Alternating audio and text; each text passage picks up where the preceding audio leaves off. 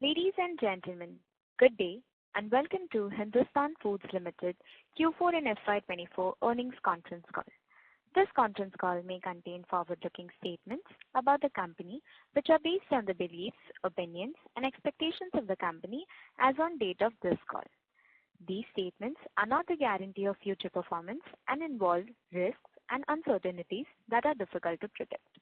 As a reminder, all participants' line will be in listen-only mode and there will be an opportunity for you to ask questions after the presentation concludes. Should you need assistance during the conference call, please signal an operator by pressing star then 0 on your touchtone phone.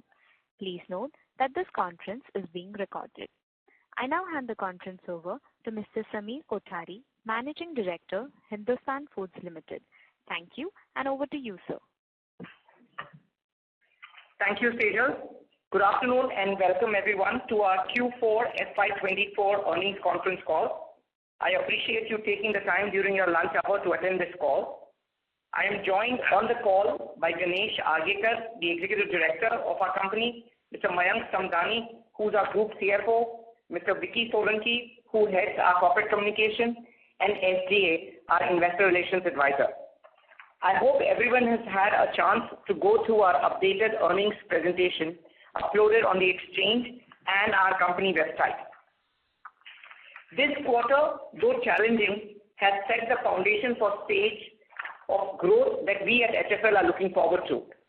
During this quarter, we undertook the integration of the Baddi unit, a facility with complex regulatory demands, and also K&S ShoeTech, a company with approximately 5,000 employees. The integration process is advancing smoothly, and I am confident that we will begin to witness the advantages of this integration within the coming quarters or shortly thereafter. In fact, I have requested my colleague Ganesh to enumerate some of the things that we are doing for this integration. All of these efforts have reinforced my belief that successful M&As are not about getting the right price or the right assets, but more about getting the integration right. A classic example of this has been our acquisition of ATC Beverages way back in 2019, which in spite of our best efforts, continues to be a drag after the integration. I am personally very pleased to confirm that the unit is now making money for HFL and we expect it to ramp up even further on the back of the strong demand in this season.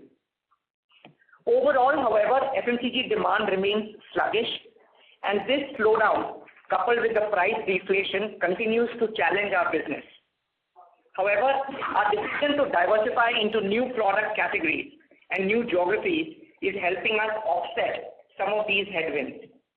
We got an opportunity to start manufacturing a new product category of ice cream in 2022, and recently we decided to expand in this category. Similarly, after our entry in beverages in 2019, we recently expanded our beverage portfolio with an additional factory in Assam. Given the recent heat wave across the country and the resulting climate changes, we do see a strong growth in both of these categories. I am similarly confident that the two new categories that we have recently added, that of OTC Pharma and shoes, will similarly help us in scaling the business in the years to come. In terms of other developments, the HFL board has authorized us to commence some exploratory steps for examining a potential demerger to integrate the promoter-owned factory at Nashik with HFL. This is subject to further consideration and deliberation to be carried out by the board, including the committees thereof, relevant at the point in time and the procedures to be followed by the company as per the applicable laws. Just to give you some background, however, this plant is a dedicated plant manufacturing soups and meal makers for a leading FMCG player. It has been our stated objective to bring the manufacturing unit from Vanity Case to Hindustan Foods at an appropriate time. We have done this in the past with the merger of Coimbatore and Hyderabad. We believe that with the advent of additional business from this customer at this site, it will now be appropriate to bring this manufacturing unit under HFL, and we will come back to you with the extra data on this as and when the decision is taken by the board. To summarize, despite the ongoing decline in the consumption impacting our growth strategy, I am optimistic that our efforts to expand our product range into emerging sectors will support our future growth trajectory.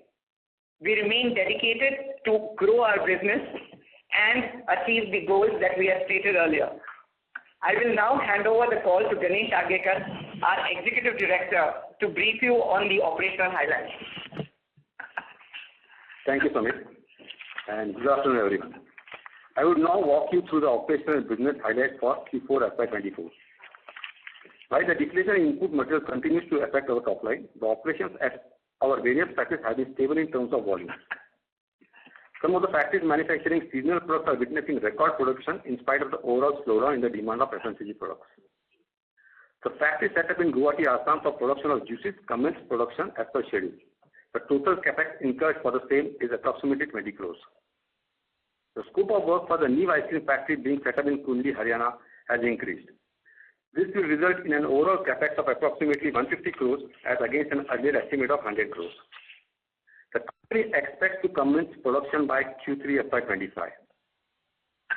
Investment of 50 crores has been planned at Hyderabad plant for expansion. The board has approved to invest up to 40 crores for its color cosmetics plant located in Silvassa. Investment of 20 crores for expansion of capacity at the ice cream plant in Lucknow. The company has completed acquisition of all the facilities under KNS Shutech, and operations are expected to stabilize from Q2 FY25 onwards. As mentioned by Samir, let me take a couple of minutes to explain the work that we as a team are doing to make this new acquisition successful. While we read and talk about acquisitions on paper, it is really a tough task to ensure that the integration is properly set up in the company, supply chain, and within various departments of the company to continue an uninterrupted manufacturing and dispatch cycles. We are exporting to more than 20 countries from our Baddi factory, which has approvals from the US FDA, MHRA, WHO, Russian GMP, TGA, Ayush, as well as BSI 13485. A change of ownership would necessarily mean transfer of all pertinent licenses, new regulatory approvals of products, and changes in all the packaging materials. While we do chart out our action plan right from the acquisition, it does take some time for the documentation and changes to happen. For instance, product approvals for some countries may take a year to complete the entire process. The ERP also plays a vital role as we change over to a new software and for all the modules that we have to implement. Training and implementation needs to be conducted for the inducted staff before we move on seamlessly to the new systems. Our IT and external ERP teams are already on the job, coordinating the implementation of the system processes. Our new shoe manufacturing unit based out of Kundi, Haryana and Konta Sahib, Himachal Pradesh currently employ more than 5,000 staff and workers. As mentioned earlier, we have to complete the transfer formalities of the existing employees to the parent company. This also involves timely execution and settlements for which our HR team is in charge. New registration of item, vendor, customer, tax master in the system has to be carefully incorporated and plotted. The shoe business itself has more than 2,500 vendors and 50,000 plus material RMCM item masters. I would specifically like to mention that some categories of this business have to be programmed and customized for the MRP, SOPs, and MRP reports as per our requirement. The customization can be done only after we are onboarded the company and after having conducted a system requirement study. Our past experience in integration of units gives us the confidence that these two acquisitions should start contributing soon. With this, I will now hand over the call to Mayank Samdani, our Group CFO, to take you through the financial results for the quarter ended 30th June 2024.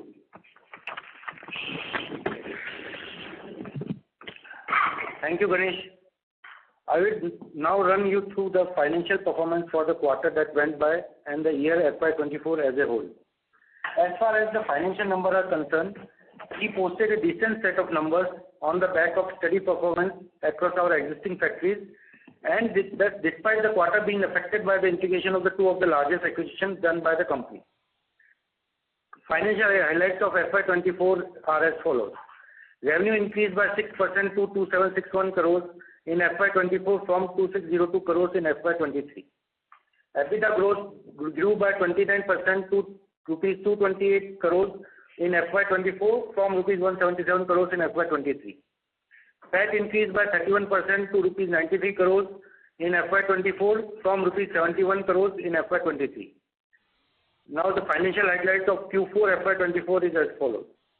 Revenue increased by 11% to rupees 734 crores in Q4 FY24 from rupees 660 crores in Q4 FY23. EBITDA grew by 28% to rupees 64 crores in Q4 FY24 from rupees 50 crores in Q4 FY23. PAT increased by 13% to rupees 23 crores from Q4 FY24 from rupees 20 crores in Q4 FY23. We posted a record EBITDA for the Q4 to FY24 and FY24, highlighting better utilization of our existing factories. The company has incurred an additional rupees 38 crores in depreciation and interest expenses compared to the previous quarter, primarily due to the acquisition of Baddi and the shoe units. However, the delayed ramp-up of Baddi factory caused by licensing and other regulatory issues led to lower than expected revenues, impacting both PBT and PAT for the quarter. Net worth as on 31st March 2024 stood at rupees 646 crores. Gross block as on 31st March 2024 stood at 1129 crores. Debt to equity stood at 1.06 times, and we maintain a healthy ROE of 18.2%. As the funds from the new capital raised are put to use, we hope to be able to better our ROE performance in the coming quarters. The company has to invest in the working capital in form of raw material, packaging material, and finished goods due to acquisition of the Baddi and the shoe unit.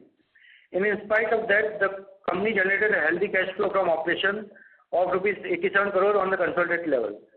As indicated earlier also, the working capital cycle of shoe business is different, as we need to invest in working capital because of the advance payment to exports and high conversion time from RM to FG. This will lead to increase in the cash conversion days of working capital going ahead. With this, I would like to open the floor for questions.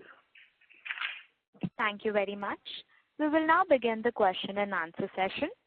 Participants present on the audio bridge who wish to ask a question may press star and 1 on their touchtone telephone. If you wish to remove yourself from the question queue, you may press star and 2. Ladies and gentlemen, we will wait for a moment while the question queue assembles.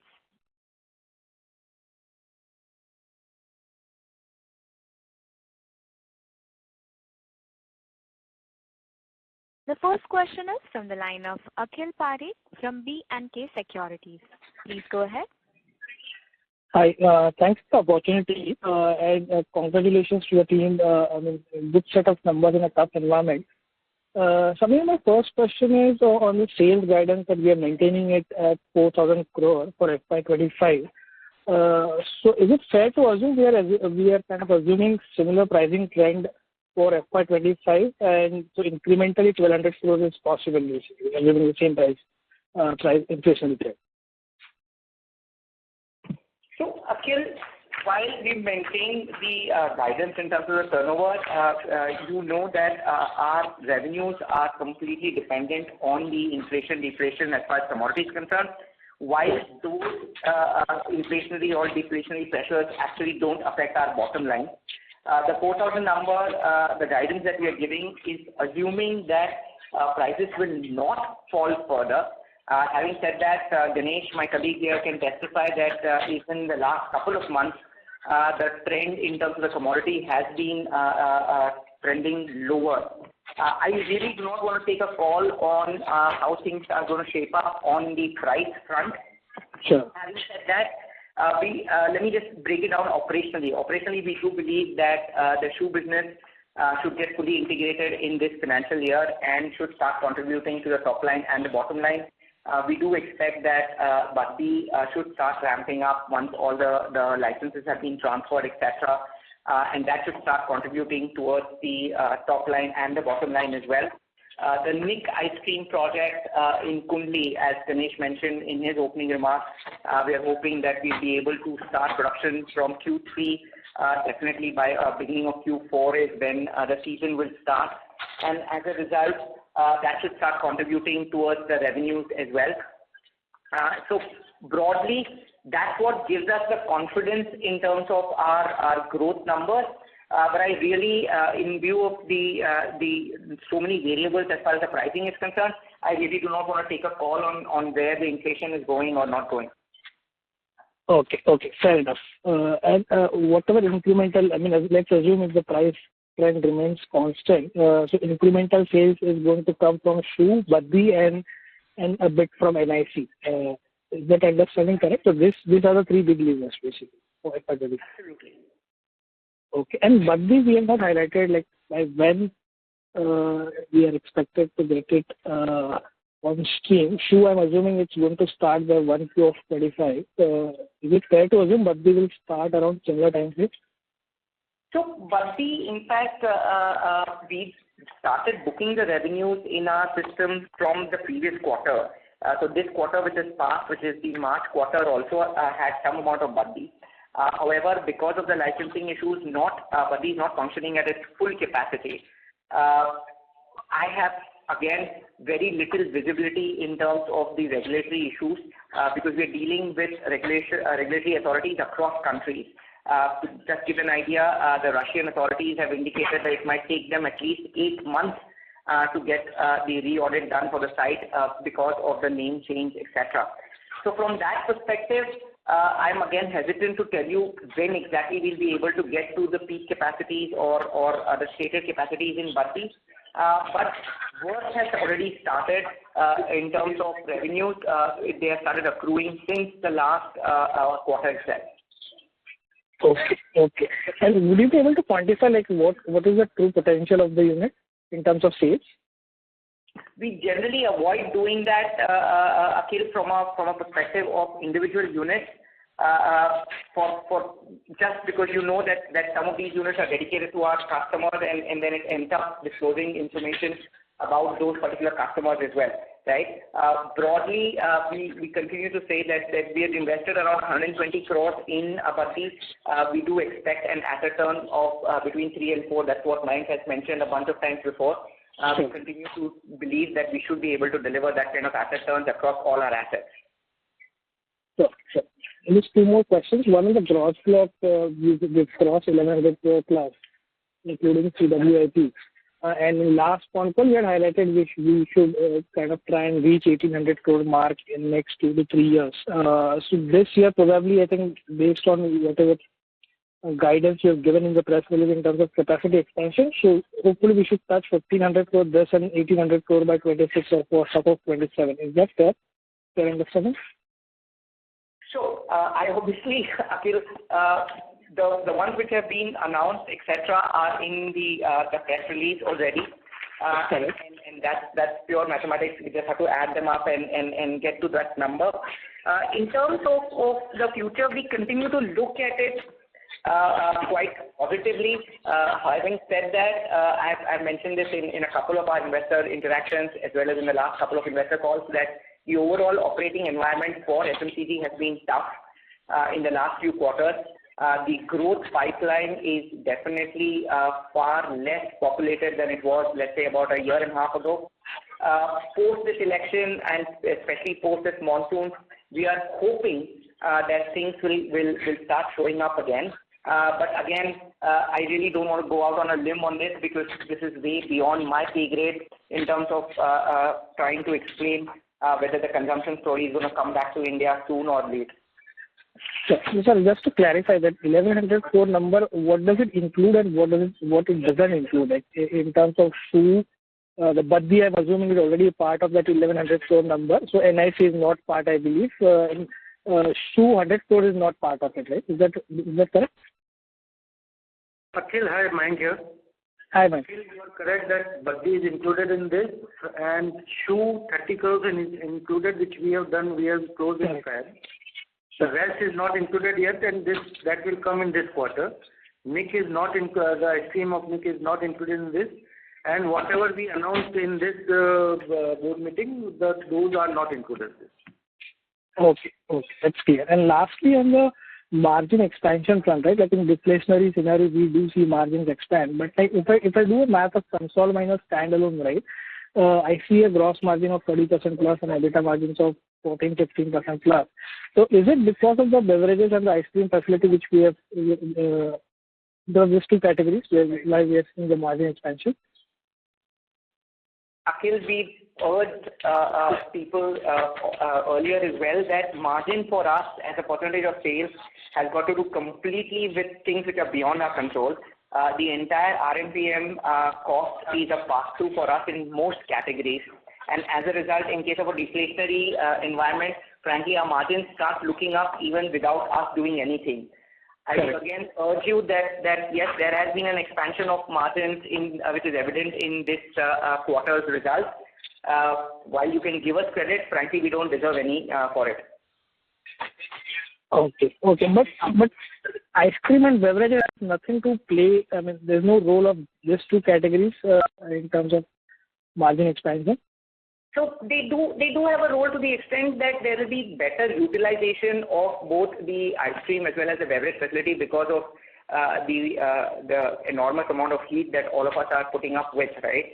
Out of that, the ice cream facility is a dedicated facility. So frankly, while there is zero operating leverage in that, which means while we are very happy that we are currently producing record amount of ice creams for our customer, the fact of the matter is it's not going to make too much of a difference to us in terms of our bottom lines. On the other hand, the beverage, you're absolutely right. The beverage is an anchor tenant model where the current capacity utilization is definitely going to help repay for my earlier sins of ATC beverages, where we've been making losses since 2019. So I'm hoping that we'll recover some of that money in the next quarter or so. Sure. This is helpful. I'll get back into you, and best wishes for coming quarters. Thank you, Akhil. Thank you. The next question is from the line of Kashyap Javeri from NK Investments Managers. Please go ahead. Yeah, hi. Thank you so much for the opportunity. My first question is on the capex on our ice cream facility, which has gone up by about 50 crores. Does this commensurately increase output over there also, or or otherwise, why is about 50 crore increase there? So Kashyap, first of all, hi. Just maybe I should take a 30-second gap in explaining to you our business model as far as dedicated sites is concerned. So when it comes to dedicated sites, the entire capex is decided in discussions with the customer. Any increase in the capex size is got to do with a scope increase, which means either the customer has asked us to set up some additional facilities or has asked us to increase the capacity of certain lines, etc. And that's what is reflecting in this update, where we had initially announced that we will be investing around 100 crore capex in this project, which has now gone up to 150. It basically means that, yes, we are going to probably end up making more ice cream than what we had envisaged, and we'll also probably end up making better ice cream than what we had envisaged. And the better I mean because we're going in for more sophisticated machines than what we had planned earlier.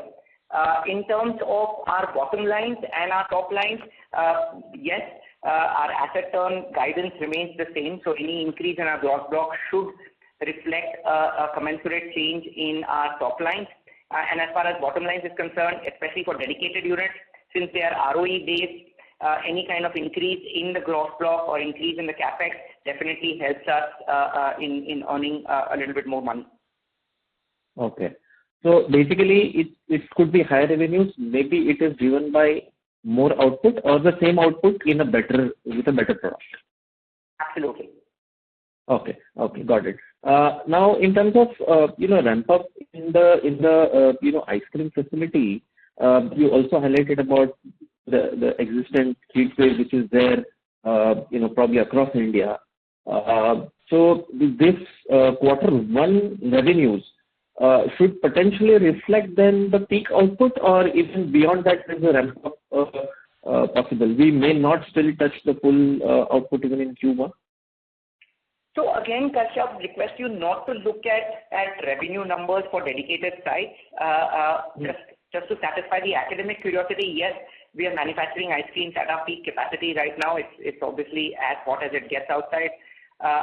So from that perspective, we'll definitely be at our peak capacity utilization for the year in this particular month.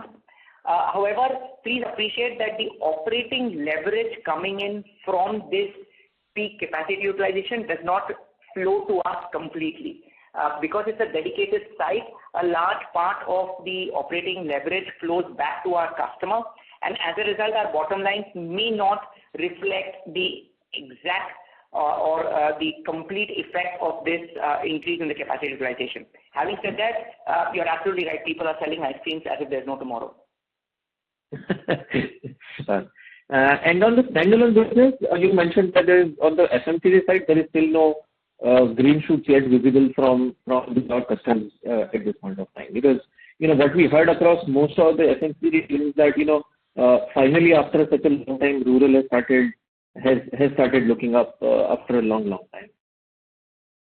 Kashyap, we promised ourselves as a management that this time we will not use the word green shoots, because we've been using this for the last 3 quarters, and we said कि वो green अभी grey हो गए, grey होके brown हो गए, इतनी गर्मी है कि अभी जल गए वो.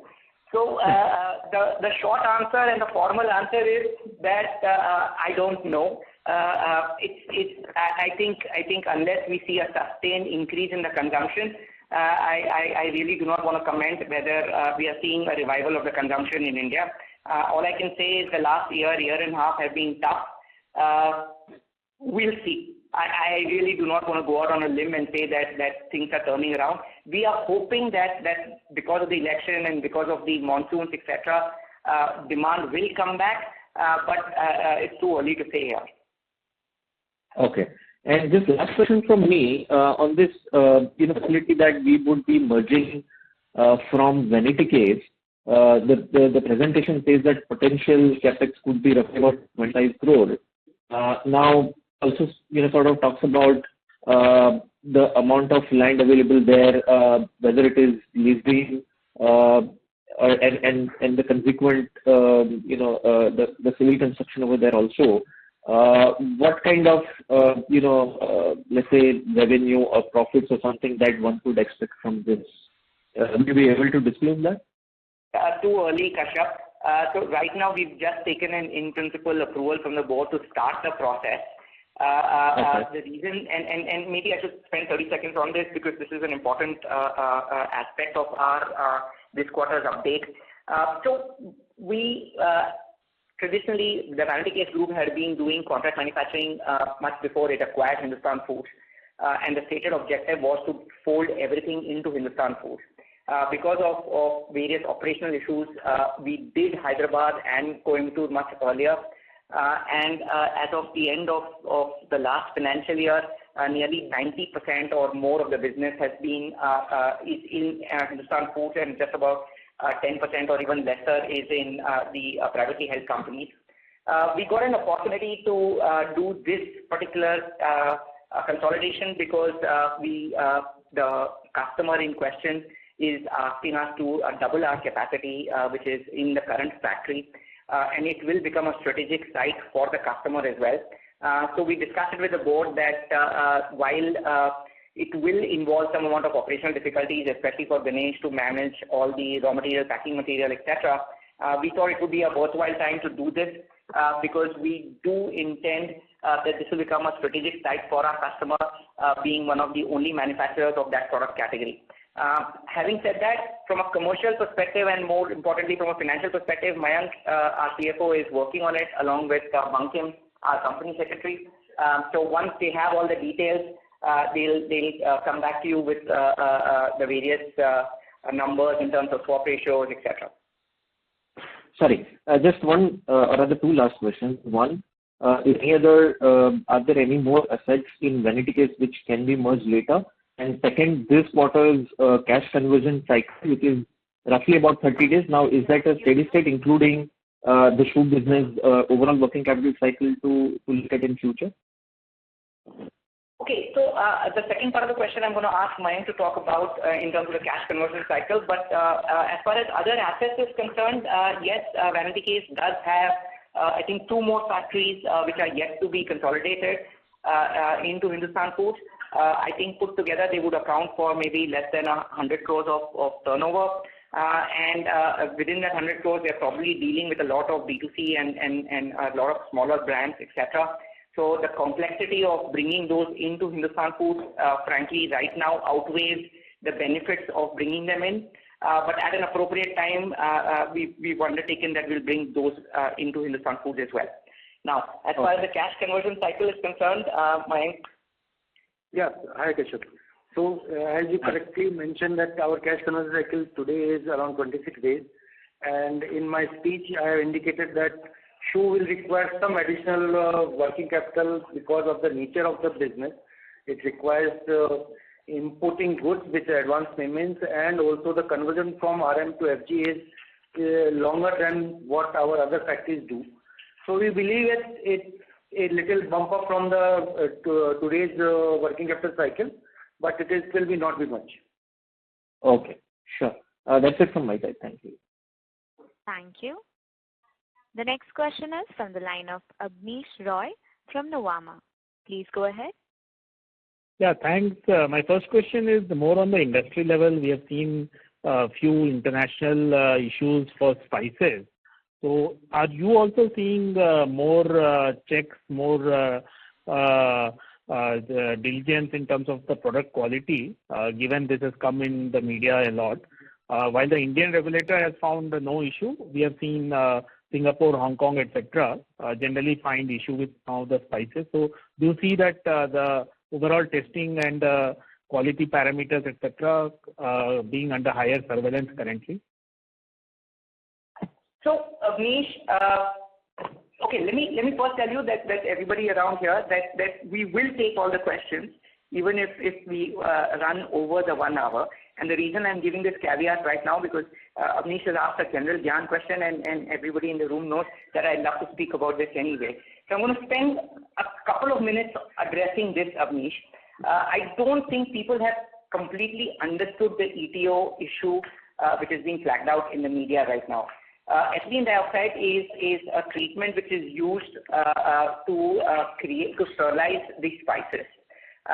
It's a commonly used treatment in India, not only for spices, but also for a lot of other cosmetics and food items. The issue in question is the residual ethylene dioxide in the product. There are limits which are suggested by various governments across the country for how much of ETO residual is allowed after having done the ETO treatment. That does not say anything about not doing the ETO treatment or about the harms of the ETO treatment. Now, in terms of the residual limits, incidentally, and while I can't comment about the cases in question, all large food companies are extremely cognizant about this. It is a norm which has been set across. Regular testings are done for the residual ETO anyways. And I would be really surprised if any of the larger known brands are actually falling foul of those. Having said that, the sensitivity of the residual ETO varies from batch to batch, and it also varies from country to country. So I'm not actually completely taken aback by the fact that some of the countries have raised this as an issue while our Indian regulators have not found a similar issue in this. Having said that, let me also just address it at a top level that yes, all companies obviously are extremely serious about the kind of food that we deliver to our customers from a product safety perspective. I think it would be unfair to say that just because there have been a couple of cases in the media or in the social media that suddenly companies have woken up and have started doing stuff. Be rest assured that we as contract manufacturers and more importantly the brand owners strive hard to ensure that the product which is being delivered to the customer is as safe as it can be. There are sometimes some misunderstandings about the law. There are some evolutions about the law where the law needs to catch up with the actual practices, etc. That takes time, and that leads to some amount of issues. There has been some issue recently about the baby food and the amount of sugar, etc. It's just a question of the law catching up with let's say the social media warriors, right? Having said that, all brands, and I can say that with a lot of confidence because we do work with most of the brands in the country, are extremely serious about food safety and go above and beyond in terms of what they deliver to the customer. So that's useful. My last question will be on the summer categories which you mentioned. So we are seeing very strong demand, which you also mentioned. In the non-exclusive factories, are you seeing good utilization given so strong demand, especially in talcum powder, ice creams, etc., deo, etc., possibly? So are you seeing that benefit? I know it's a smaller part of the business, but are you getting more of that and possibly higher margins because too much of demand is there and supply might be a bit of a challenge? So, Amish, theoretically, yes. From a financial perspective, it may not make too much of a difference to HFL because you rightly identify that it's a small part of the business. But the fact of the matter is, yes, this heat wave has created a phenomenal demand for all the summer seasonal products. We did have a little bit of a dip in the month of April where again temperatures actually dipped, but then second half of April and May has been extremely hot. And right now, yes, you're absolutely right. There's no capacity across the entire ecosystem as far as beverages, ice cream, all the summer products, including talcum powder, etc., is concerned. Understood. Thanks a lot. That's all from me. Thank you. Thank you. Thank you. The next question is from the line of Nitesh from Chris Capital. Please go ahead. Hi, thank you for the opportunity. My question is on Buddy and the shoe business. So how much do we expect the Reckitt Buddy and the shoe business to contribute to our FY25 revenue? So, Nitesh, like I said earlier, we try to avoid giving out unit-wise level revenue and financial numbers. Mayank has time and again mentioned that we will try to maintain a similar asset turn at a company level across all of these. There will be some differences. We've also mentioned that in case of shoes, probably the asset turns will be higher as compared to, let's say, a factory like Buddy or ice creams where the capex is much more. But overall, we do believe that we should be able to end up with a 3 to 4 times asset turn as a company as a whole. Like I said in response to Akhil's question, difficult for us to give you specific numbers for a Buddy unit or for the shoe unit because of the large concentration of customers that we have in a particular unit, especially the dedicated ones. We might end up disclosing more than what we want. Okay, got it. And what would be the margin for both these businesses? So the Buddy factory is an anchor tenant model. You asked for both. Nitesh, you asked for both the businesses or only for sports shoes? Sorry, for sports shoes and Buddy. Right. So let me address Buddy. It's easier. So Buddy is an anchor tenant model, and we have a certain guarantee from one of our largest customers there for a certain part of the capacity. And for the balance, we are free to go out and get additional businesses, which means we will have some benefit of operating leverage in that facility. And the way we look at it, it's not again margins. We tend to look at it as ROEs or ROIs. And because it's an anchor tenant model, while the contracted ROE is lower, if we get the operating leverage right and we are able to get the other customers coming in, the overall delivered ROE for that site could be much, much higher than our ROE for the entire company, right? And those are numbers that we've given broad guidance about. In terms of the shoe business is interesting. It's a very manual business. It's a very labor-intensive business. So from an ROE perspective, if we get the operating leverage right, the ROEs should be very, very high. Having said that, Ganesh and I spent a large part of our opening remarks talking about the difficulties of integration, etc. So once we get past that, we do believe that the shoe business should generate a decent ROE as well. But right now, we're still trying to get the integrations done successfully. So maybe in the next quarter, we'll be able to give you a little bit more color about the margin profile, etc. Okay, got it. Thank you. That's all from my side. Thank you. The next question is from the line of Amrita Derhekar from Wealth Managers India Private Limited. Please go ahead. Hello. Yeah, thank you for this opportunity. So my question is, ma'am. May I request you to use your handset, please? Yeah, actually, I'm using the handset. Can you come near to the mic and speak, please? Yeah. Hello. Is it clear now? Yes, ma'am. Please go ahead. Yeah. So thank you for this opportunity. So my question is regarding, like, if you could give us the revenue breakup between the DMU, ATM, SMS, and private labeling, and say 2 to 3 years down the line, how do we expect this proportion to change? Amrita, can you just repeat that for a minute? I'm sorry. Yeah. So I was asking for FY24, if you could give us the revenue breakup between the dedicated manufacturing unit, ATM, SMS, and private labeling. And how do you see this changing, like say 2-3 years down the line? Okay, Amrita, of course, we can't give you exact numbers, but we've given a broad guidance that nearly 80 to 85% of our business will continue to be coming in from dedicated sites.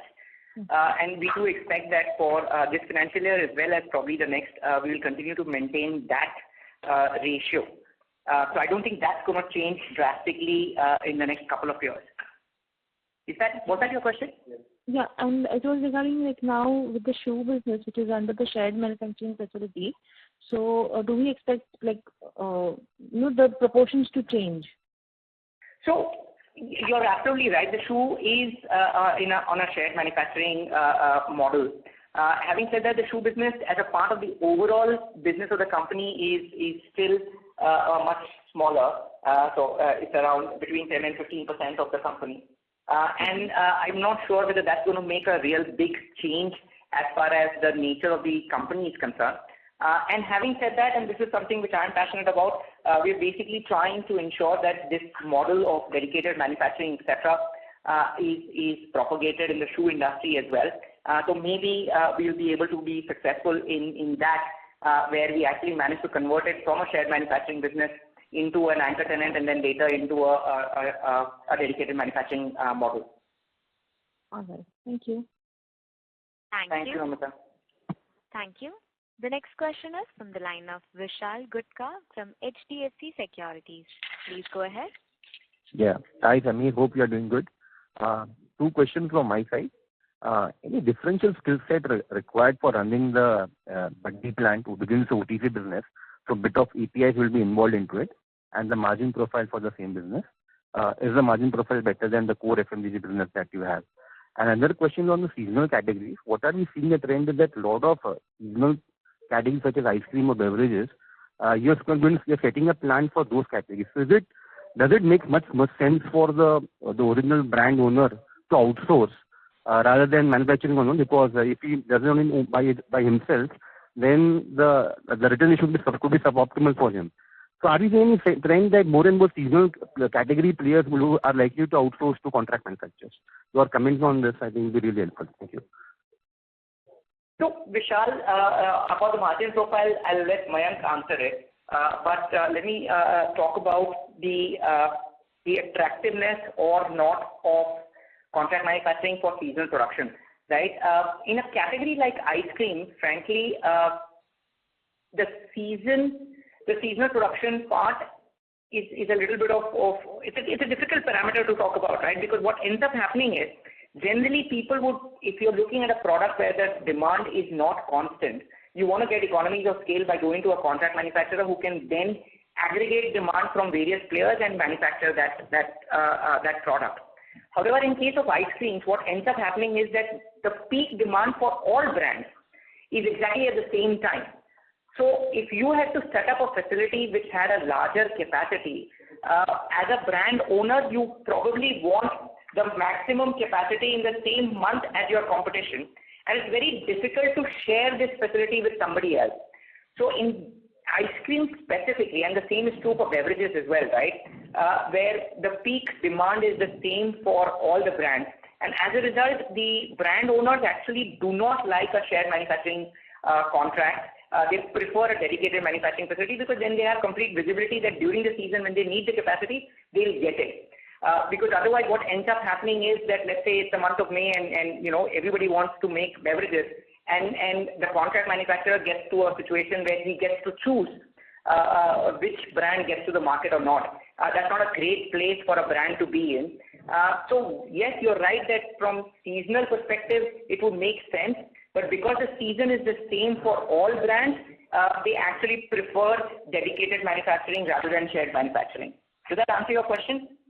Yeah, and are you seeing a trend that more and more people involved in seasonal categories, there will be more seasonal categories like cooling oil, for example, talc powder, where as you told that the utilization might not be constant may not be uniform throughout the year. So are you seeing any trend that trend is picking up where we are seeing that this trend is picking up that for seasonal categories, there's like even more outsourcing? So, frankly, I think the trend as far as contract manufacturing is concerned has got to do with growth. The trend as far as contract manufacturing has to do with capacity addition. Given what we talked about, the tepid growth of FMCG in terms of volumes, frankly, whether it is seasonal or not seasonal, there has not been tremendous volume growth as far as even categories like hair oil or talc, etc. is concerned. And as a result, I think it would be premature of me to say that we are seeing some kind of a trend, etc. Because you would look at a contract manufacturing facility or an option only if you needed the capacity. Given the fact that you are currently in a situation where your existing factories are probably underutilized, even at the peak of the season, you probably are not looking at adding capacities or adding contract manufacturers. So I think the bigger tailwind for us has to be the increase in the volume and consumption of the country, and then within that we'll then slice it between seasonal products and products which are non-seasonal. But right now we're seeing a problem in terms of the volume growth across product categories, both seasonal as well as perennial. Right. Great. Thanks.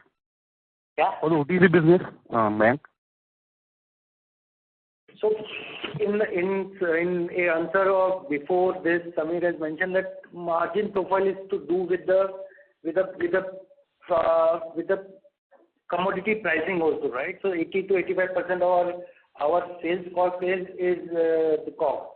So any change, so that is why we don't give the margin profile across the factory, but the trend that it will be affected by the change in the commodity prices, because in most of the cases, in majorly all the cases, it is a pass-through cost. No, I'm telling because OTC is more technical in nature. So logically, the margin should be higher than the core FMCG, right? Because you're dealing with From that perspective, obviously manufacturing a flow cleaner versus manufacturing, let's say, ingestible syrup dealing with acidity requires a whole different skill set and a sophistication, which is reflected both in terms of cost of people, it's reflected in terms of the cost of infrastructure and all of that. What we are trying and what Mayank was trying to do is trying to shift the perspective away from margins as a percentage of sales to margins or ROEs as a percentage of the employed capital. But you are absolutely right. If you had to concentrate only on margins as a percentage of sales, pharma definitely delivers a much better margin profile as compared to FMCG. I mean, that's a no-brainer. Yeah. Great. And this last one more question from my side. CEO from a reputed company highlighted 2 points for outsourcing. What he highlighted that two things are important if someone has to insource or manufacture in-house or outsource outside. So what he told that if the product is differentiated, logically FMCG companies will prefer manufacturing in-house if they have an IP. And second thing he highlighted that if the market share with the respective category is very high, then it will make much more sense for FMCG brand owners to manufacture in-house. So in case of FMCG, what we see that in each respective categories, 2 or 3 meaningful players contribute a meaningful market share. The tail is very small in many of the categories, hardly any tail players are there. So in that context, the larger categories, do you see that more and more companies outsourcing, or because second point I was just trying to harp upon, because respective the relative market share or the market share in the respective category, 2 3 players will be commanding 80-90% market share. So just wanted your thoughts on this. So I did read the transcript of the company in question, and while I have utmost respect for the management of that company, I do have some. It's obvious, right? I mean, I do have a difference of opinion as far as the contract manufacturing perspective and the framework that they use versus what we would like them to use. If you look at the argument about IP, I think if you look at the beverage segment, it's got one of the most strongest IP, right, in terms of the formulation of, let's say, a Pepsi or a Coke, which is globally guarded as a secret. And yet, globally, it is bottlers and contract manufacturers who manufacture a large part of the entire beverage beverage production. So from that perspective, there are ways and means of protecting the IP. I don't think the decision about whether to contract manufacturer or not has got to do with the IP. I mean, the whole idea of us as contract manufacturing partners is we do believe that we look at it, we are not fly-by-night operators where we would take some company's IP and go and distribute it to their competitors, etc. In fact, that's one of the reasons why contract manufacturers are looked at as partners. Contract manufacturers need to be strong companies who are sustainable, etc., rather than looking at smaller guys. I read earlier today morning that a large contract manufacturer in the EMS space has signed up with Google and is going to manufacture their flagship phones in India. Obviously, there's a lot of IP involved in manufacturing, let's say, an Apple phone or a Google phone. The fact that these large companies are willing to partner with contract manufacturers and give this IP to them is a clear testament to the fact that contract manufacturers can work ethically and with integrity as far as intellectual property is concerned, and that should not be an impediment for the decision of whether to contract manufacturer or not. As far as the other argument is concerned, I frankly don't follow that argument. I mean, I'm not sure what the market-facing sales parameters have to do with the manufacturing decision. So maybe I need to understand that a little bit better before I can comment on it. Got it. The question was that if a company has a very low market share and there's a tendency to outsource, if it's a very high market share, then logically they try to avoid outsourcing because they will be having economies of scale and the manufacturing house. So that was the premise that was given by the CEO. I mean, sorry, Sejal, let me just finish this. And Sejal, like you mentioned, we will, even if we do run over the time, we'll definitely address all the questions. But Vishal, so it's not that I did not understand the question, right? I understand. I understood the question. I read the statement as well. So I think at a very simplistic level, what the gentleman in question was trying to say is that if you're got a small market share, you probably have smaller volumes. You do not have the economies of scale, so you go to a contract manufacturer who has large economies of scale, and as a result, you will get a better cost or a cost of goods sold as compared to, let's say, where you have to do it by yourself. Having said that, again, like I said, I do not subscribe to that argument because if you look at even large companies who have a dominant share of a particular product category, we have a solution for them where we are basically doing dedicated manufacturing, where we do pass on the entire operating leverage benefit to them. We as Hindustan Foods have come up with various solutions. If you are a small brand, if you are in a fragmented market, if you are the only brand in a very large monopolistic market, if you've got volumes, if you've not got volumes, if you've got intellectual property, you don't have intellectual property, I think we have solutions for all of them. So this is why I said that I am not sure I subscribe to the argument that contract manufacturing can be done only in specific cases. And as a salesman, my pitch to the company in question is that yes, we can manufacture for them anything and everything. Great. Can I take one more last question, one short question, if you allow me? Yes, of course, Vishal. Go ahead. Yeah, great. So recently I visited the contract manufacturing expo in Bandra.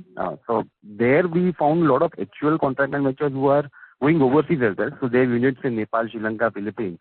Just wanted your thoughts. Would you like to restrict yourselves to India or would you like to go abroad as well? Checking a new safe in case one of the large players invites you to set up a unit out over there. So frankly, we have stayed away from international expansion. We believe that we do not have the management bandwidth to be able to handle manufacturing operations out of the country. Manufacturing is a very brick and mortar business. It's a very hands-on business. And like Ganesh was talking about in terms of his integrations, etc., there's a lot of work which needs to be done. And as a result, so far we've stayed away from international expansion. Nevertheless, we've discussed with our customers and we've mentioned earlier that we are not okay, but things will change. And maybe we will look at international expansions as our management team and our management bandwidth improves. Great. Thank you so much, Samir, for the insights. Thank you. Thank you. The next question is from the line of Priyank Chheda from Vallum Capital. Please go ahead. Hi, team. So question is on what would be the total investment that we have done till now in ice cream, given the Lucknow plant we plan to increase. So Haryana plant we plan to increase even in Lucknow. So what would be the total investment that we would have done in ice cream? Hi, Priyank. So we have currently done the investment of around 200 to 25 crores in Lucknow plant. We have announced that we will do another 20 crores in that plant, so that will take it up to around 250 crores. And we have announced that for the Nick ice cream, we will additionally do 150 in a new plant. Both are different plants and different states, Priyanka. Perfect. So total investment in ice cream as a category will go to around 400 crores. Yes. Yeah. Perfect. Coming to the Baddi plant, again, given the anchor tenant model that we have, the contracted portion from the racket, which we would be having, we would be getting the current EBITDA numbers, right? I mean, the difficulty that we should be facing in terms of scaling up the Baddi unit, which we have mentioned in our press release, has to do with the balance portion which we would go out in the market and find the new tenant, right? Am I understanding correct? Your understanding is absolutely correct, Priyank. The only delta being that there are some amount of semi-variable expenses, while the fixed expenses, as per our business model, are taken care of by the contract that we've signed. Because of the suboptimal usage of capacities, there are certain semi-variable expenses which are currently depressing our P&L, which we are hoping that once everything falls in place, will stop depressing. But the totally fixed costs, which are part of those expenses, will get reimbursed to us as per the contract. Right. So currently we're getting reimbursed the fixed cost, while the revenue scale-up would not have happened till now in the Baddi, given the challenges on the regulatory side. So now going ahead, in case everything settles down, the revenue would scale up. Maybe the reimbursement towards the variable portion will only be scaled up as far as HFL is concerned. So as far as the anchor tenant is concerned, yes, what we are hoping is as far as the anchor tenant volume scale up, the losses on the semi-variable expenses will get recovered. And the second is the operating leverage kicking in once all the licenses are in and we are able to attract other customers. That's when, frankly, we expect Baddi to really start contributing, because the entire premise of Baddi was the fact that we got access to a fantastic factory which is approved by most of the global regulatory authorities, and that we'll be able to offer this to our other customers. So once we start unlocking those that operating leverage or that capacity is when Baddi will actually start paying off. Perfect. And any challenges outside the racket as a client that we find, or any high-level talks that we would be having with our customers? How much are we confident on scaling this plant in FY25? Yeah, Priyank, we were confident. That's why we acquired the asset, right? I mean, we continue to be extremely bullish about growth as well as consumption in the country. Having said that, and I've time and again mentioned this, that it's been tough in the last 6 to 8 months. Most of our customers are not selling as much as they would like to. And because they are not selling as much as they would like to, there are existing capacities which are idle. So they are probably not looking at additional capacities right now. Once the consumption story returns, once people start spending more money on FMCG, we will get very quickly to a situation where additional capacities will be required. We've got on our hand in Baddi a fantastic facility which will be able to give this capacity very easily to our customers. But till they start needing that capacity, that risk continues, that operating leverage will end up hitting us. Perfect. And the investment in the Hyderabad plant, I missed out, is into the same soaps and bar plant where we had invested 150 crores, or is this something different? So Priyank, we have taken the approval of 150 crores, but we invested lesser than that because this was delayed. Now after this 40-50 crores, it will go to 115 bar and plant. So we will complete that cycle. So okay, so the total investment of in Hyderabad soaps and bar would be 150 crores, which yes, with this additional investment. Perfect. And any guidance on what would be the revenue for this Nashik plant which we planned to merge with HFL? What would be the revenue that plant would have generated in FY24? Priyank, frankly, it is too early to say that because board has just given us the approval to start the process. It will take time for all the regulatory things to come in, and at the appropriate time, after the board approves it, we will come back to you about all these details. No problem, Mike. Just last question on the capital allocation part. So now we have warrant approval of around 400 crores, of which 100 crores we have a utilization which you had explained in the last quarter. Now my question is, our gross debt has gone up by 1x to the equity. So what do we plan around the warrant as well as the debt? And given the expansion plans on the shoe side we have, so how we would manage the warrant versus the expansion from the internal approval? So, Priyank, we have indicated when we were raising the equity that we will try to maintain near to 1:1 debt equity ratio for our future investment also. This quarter our debt equity ratio is very near to 1:1. And given that we have some money which we have already raised and money to come in, we expect this to be near to 1:1. Then beyond that, yeah.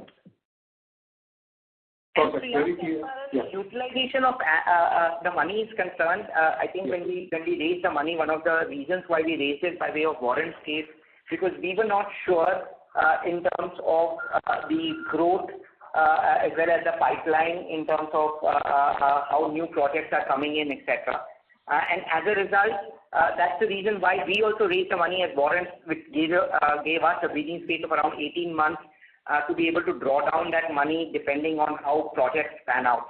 It goes back to my earlier statement about the fact that we are hoping post this monsoon consumption story will return, growth will return to the FMCG sector, and then we should be able to come back with additional growth plans. But right now, that's the way things are. Great. Thanks a lot for answering all the questions. Sure, Priyank. Thank you. The next question is from the line of Dhiman Shah from ITI Mutual Fund. Please go ahead. Yeah, hi. I was slightly late in the con call, so pardon me if it's a repetitive question. Just question number one, in the presentation you have shown, a procrastinated turnover of 4,000 crores. Now, how much is this inclusive of, incremental? If you can just help us, Nashik and the shoe business and a little bit of Baddi, if I am not wrong. How much does that contribute to this incremental forecast? So, Dhiman, actually the Nashik discussion is too premature and it's really new. But there is nothing included from Nashik into this project? That was not the plan. I mean, we've been talking about 4,000 crores now, I think, for more than a year. Or maybe even 2 years. All of the guys in the room are pointing out that it's been 2 years that we've been talking about it. No, and Nashik was not even on the radar at that point of time. Baddi definitely was and is. The shoe business was and is.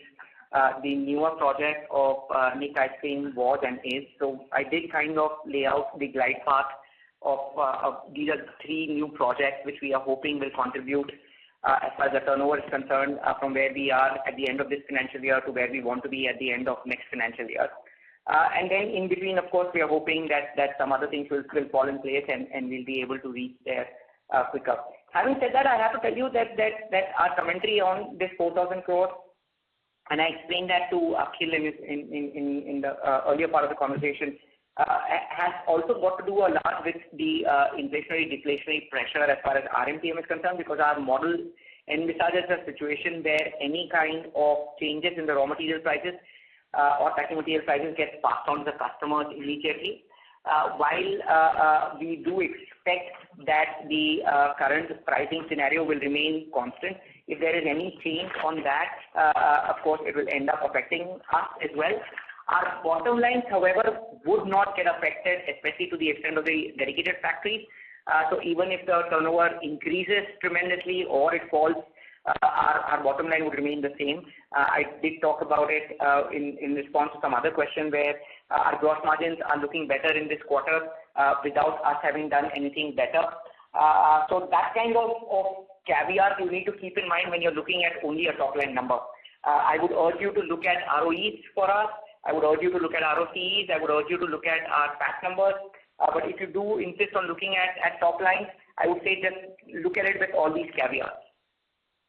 Perfect. So incrementally, would you say that, both ROC and ROE, if you call out the incremental contributory avenues, those would kind of enjoy better ROEs and ROCs in your opinion? Okay, now I've lost you. So let's say till date, whatever business is contributing, you are obviously including shoe and a little bit of incremental, ice cream and some other business into the forecasted 4,000 crores. Now, if we don't take that incremental business, or rather if we take only that new business that you have forecasted will be included as a part of 4,000 crores, does that incremental capital employed and incremental turnover enjoy a better ROC, ROE in your opinion? So incrementally the numbers ROE, ROCs, because right now we've deployed the capital, अभी तक उसका कमाना चालू नहीं हुआ, तो जैसे वो पैसा कमाएगा तो obviously ROE will start improving, right? नहीं, पर आपने जो capital, if you look at it from a perspective of our fundraise, so we've already raised money. We've got around 175 crores of money from the 400 crores that we had raised as warrants. And I think Mayank in his remarks has mentioned that as we deploy this, we do expect our ROEs to improve because right now we've not fully deployed this.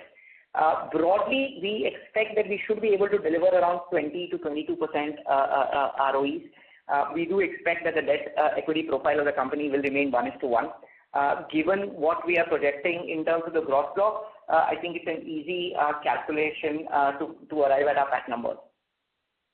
Right. So the incremental block will contribute slightly better than the existing block is my question. In a way, incremental ROCs will be improving? Incremental ROCs will be improving, yes, predominantly because we've already raised money for it and it's not earning anything. Right now, the only thing that the money is doing is earning us either FD interest or has been used to repay debt, right? This is why the debt equity ratio has come down. So if you look at the overall ROE last quarter, we were at around 21%. We've come down to 18% in this year because we've ended up raising that money, which is not being deployed as yet. So as Buddy as well as the other projects start delivering money, we will end up definitely improving our ROE demand. I'm not sure I'm getting your question. Okay, I'll take it separately. Question number 2, you did allude to, some amount of operating leverage to kick in, which will take care of, some of the expenses that have not been sort of absorbed by the level of activity. In particular, the employee and the other expenses. So how do you think will that be absorbed in the current year? Are we talking about specific unit or are we talking about in general? No, in total. So in total, that's where operating leverage comes in, right? So in case of our dedicated factories, we don't enjoy the operating leverage. So any fixed cost in terms of employees, depreciation, interest gets reimbursed to us by the customers anyway. However, in case of the shared manufacturing or even anchor tenant model, there's some element of fixed cost which is not reimbursed by our customers, which is what we are supposed to either earn on or spend on. And that's the one which we are hoping that we'll be able to earn on. So for example, in case of the shoe business, we are definitely hoping that we should be able to integrate the facility successfully in the next quarter or so, and then start earning on the fixed cost which is currently being paid. Similarly, in case of Buddy, while there's an anchor tenant which is paying for a certain part of the fixed cost and the certain part of the employee cost, we are hoping that as we are able to get the licenses in place and attract other customers, we will start earning on the unamortized fixed cost as well. So it's a very simple way of earning from fixed cost. As we increase our capacity utilization, operating leverage benefits should start kicking in. Okay. And somebody also alluded to the capital allocation policy. This is the last question. Would you say that, how would you want to achieve balance between a dedicated guy, a tenant and all-in-one kind of, and against that a completely open-ended, kind of manufacturing where clients can come in irrespective? So how would you want to balance here? Number one. Number two, also, is there certain parts in the contract which will allow us a better recovery, just in case? So, principally as a company, we are more comfortable with dedicated manufacturing, right? I've mentioned this time and again that we are a predominantly risk-averse company. We would like to tie up with brands which are strong. We like to tie up with brands which have visibility for the next 5-10 years. We like to tie up with the brands and companies who are able to give us the visibility and sustainability of our future as well. I don't think the capital allocation policy is going to change drastically from that. We did make some corrections based on the overall environment in terms of the FMCG growth, etc., the overall feedback that we are getting from our larger customers, and we did change our risk profile in terms of getting into more shared manufacturing facilities, which is, let's say, the entire shoe business, or trying to tie up with newer brands, let's say the new ice cream brand that we've signed up. So while we are making some changes depending on the realities of the market, in a perfect world, we would like to be predominantly doing only dedicated manufacturing. Great. Okay. Great, Sameer. I'll just connect with you separately. So thanks for taking the question. Thank you, Dimant. Thank you. As there are no further questions from the participants, I now hand the conference over to Mr. Vimal Solanki, Head Corporate Communication and Emerging Businesses, for closing comments. Thank you, Hazel. At HFL, we have established a solid foundation for success, with FY24 demonstrating promise despite various challenges. Our two largest acquisitions during FY24 highlight the company's resilience and performance strength. We demonstrated our diverse capabilities by successfully capitalizing on the opportunities across various segments. Integrating the Nashik plant into HFL will further enhance our position. Although the slow ramp-up of Buddy factory due to licensing and regulatory issues has not yet yielded expected revenues, we remain confident in our ability to perform in the upcoming quarters and achieve our target for FY25. Allow me to summarize today's session. So as indicated by Sameer, the new businesses that should make the much required difference are, of course, the two large categories which have come up in the past couple of years. One is footwear overall, that is leather and sports, and the ice cream. And these would become significant in the coming years for us. And like Ganesh had mentioned, while statutory compliances that are beyond our control would take time, and seamless integration also take up time, we are hopeful for a brighter 24-25. I take this opportunity to thank everyone for joining on this call. I hope we have been able to address all your queries. For any further information, kindly get in touch with us or SGA, our investor relations advisors. Last week, each one of us at HFL took time out to exercise our right and cast our votes. Trust you all did too. Thank you so much. On behalf of Hindustan Foods Limited, that concludes this conference. Thank you for joining us, and you may now disconnect your line.